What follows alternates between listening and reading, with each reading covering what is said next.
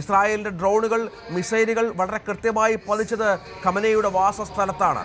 ഇസ്രായേലിൻ്റെ ഏറ്റവും മികച്ച മൊസാദ് എന്ന സംവിധാനം അവർക്കറിയാം ഖമനേയി എവിടെ ഉണ്ടായെന്നുള്ളത്. നമുക്കറിയാം ഇറാനിൽ ഇതിനു മുൻപ് പല തവണകളിലും ഇറാന്റെയും മറ്റും പ്രസിഡന്റിന്റെ കൊട്ടാരത്തിൽ പോലും കയറി ആക്രമണം നടത്തി പ്രധാനപ്പെട്ട ഉദ്യോഗസ്ഥരെയൊക്കെ കൊലപ്പെടുത്തിയ ഒരു സംവിധാനം കൂടിയാണ് മൊസാദ്. ഇതൊക്കെ ലോകരാജ്യങ്ങൾ പലപ്പോഴും ചർച്ച ചെയ്തതും ഞെട്ടിപ്പിച്ചതുമാണ് പല രാജ്യങ്ങളെയും. ഇതായപ്പോൾ ഖമനേയി കൊല്ലപ്പെട്ടു എന്ന വിവരം കൂടി പുറത്തു വരുമ്പോൾ അത് ഏറെ നിർണായകമായ ഒന്നായി മാറുകയാണ്.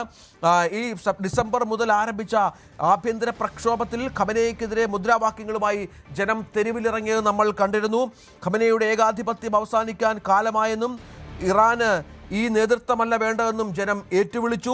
തുടക്കത്തിൽ അയഞ്ഞ സമീപനം സ്വീകരിച്ചുവെങ്കിലും പ്രക്ഷോഭം രാജ്യം മുഴുവൻ വ്യാപിച്ചു. ഖമനേയി ഭരണകൂടം സ്വന്തം പൗരന്മാർക്കെതിരെ തിരിഞ്ഞു. ഇറാഖിൽ നിന്ന് വരെ സൈന്യത്തെ ഇറക്കി പ്രക്ഷോഭം അടിച്ചമർത്തി.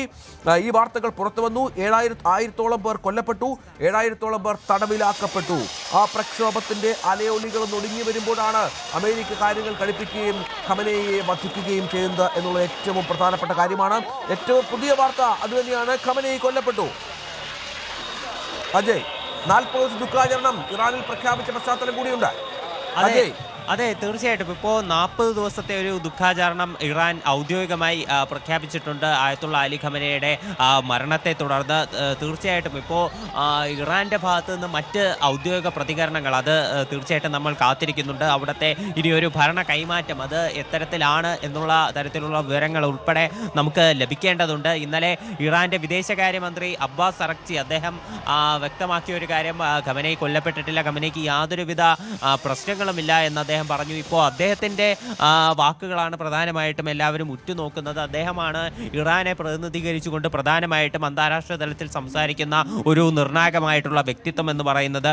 അദ്ദേഹം ഉൾപ്പെടെ വ്യക്തമാക്കേണ്ടതുണ്ട് ഇനി ഇറാൻ ആര് ഭരിക്കും, ആരായിരിക്കും ഈ ഒരു ഇനി മുന്നോട്ടുള്ള ഇറാൻ്റെ യാത്ര, അതിന് നേതൃത്വം നൽകുക എന്നതുൾപ്പെടെ ഇനി ഇറാൻ ഭരണകൂടം വ്യക്തമാക്കേണ്ട ഒരു കാര്യമാണ്. ഇന്നലെ ഇറാൻ്റെ സ്റ്റേറ്റ് മീഡിയ റിപ്പോർട്ട് ചെയ്ത ഒരു കാര്യം, ആയത്തുള്ള അലി ഖമനേയി അദ്ദേഹം ഈ പുതിയ ആക്രമണങ്ങൾക്ക് നേതൃത്വം നൽകിക്കൊണ്ടിരിക്കുകയാണ്, മിലിറ്ററി റിപ്പോർട്ട് ഉൾപ്പെടെ അദ്ദേഹം കേട്ടുകൊണ്ടിരിക്കുകയാണ് എന്നുള്ള തരത്തിൽ ഇന്നലെ ഇറാൻ്റെ സ്റ്റേറ്റ് മീഡിയ റിപ്പോർട്ട് ചെയ്തിരുന്നു.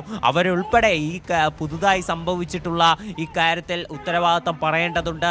ഇനി ഏത് തരത്തിലാണ് ഇറാനിലുള്ള ഒരു ഭരണമാറ്റങ്ങൾ, ഈ നടക്കുന്ന ആക്രമണങ്ങൾ, ഇതെല്ലാം ഇനി ആരുടെ നേതൃത്വത്തിലാണ്, എങ്ങനെയായിരിക്കും ഇത് മുന്നോട്ട് കൊണ്ടുപോവുക എന്നുള്ള തരത്തിലുള്ള വാർത്തകൾ ഉൾപ്പെടെ ഇനി പുറത്തു വരേണ്ടതുണ്ട്.